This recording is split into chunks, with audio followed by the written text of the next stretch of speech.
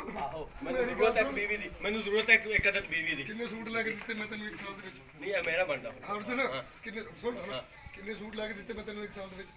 ਇਹੀ ਕੋਈ 14-15 ਤੇ ਹੋਣੇ। ਔਰ ਪਤਾ ਨਹੀਂ ਹੁਣ ਕਿਹੜੇ ਖੋਤੇ ਨੇ ਜਾਂਦੇ ਨੇ, ਤੇਰੀ ਸ਼ਾਦੀ ਹੋਣੀ ਉਹਨੇ ਤੈਨੂੰ ਸੂਟ ਕਿ ਤੈਨੂੰ ਦੁਪੱਟਾ ਵੇਚ ਕੇ ਤੈਨੂੰ ਕਮੀਜ਼ ਬਣਾ ਕੇ ਦੇਣੀ। ਚੱਲ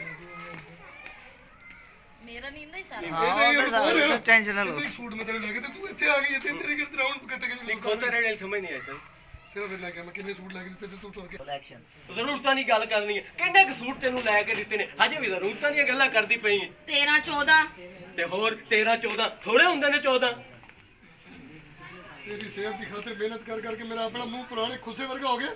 ਤੈਨੂੰ ਆਪਣੀ ਸ਼ਕਲ ਤੇ ਵੇਖ ਅੱਜ ਲੱਗਦਾ ਜਿਵੇਂ 200 ਵਾਟ ਦਾ ਬਲਬ ਹੁੰਦਾ।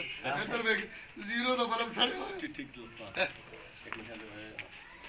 ਕੀ ਦੁਬਾਰਾ ਤੇਰੀ ਖਾਤਰ ਮਿਹਨਤ ਕਰ ਕਰਕੇ ਠੀਕ ਓਕੇ ਹੋ ਗਿਆ। ਓਕੇ ਤੇਰੀ ਖਾਤਰ ਮਿਹਨਤ ਕਰ ਕਰਕੇ ਮੇਰਾ ਆਪਣਾ ਮੂੰਹ ਪੁਰਾਣੇ ਖੁੱਸੇ ਵਰਗਾ ਹੋ ਗਿਆ। ਇੱਧਰ ਵੇਖ 200 ਵਾਟ ਦਾ ਬਲਬ, ਇੱਧਰ ਵੇਖ 0 ਦਾ ਬਲਬ ਸੜਿਆ ਹੋਇਆ।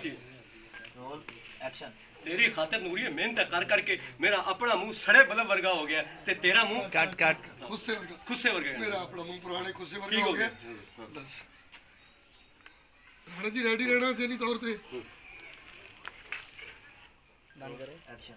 तेरी खातिर मेहनत कर करके मेरा अपना मुंह पुराने खुस्से वर्गा हो गया ते अपना मुंह वेख नूरीए जिवें 200 वाट दा सड़िया बल्ब होवे।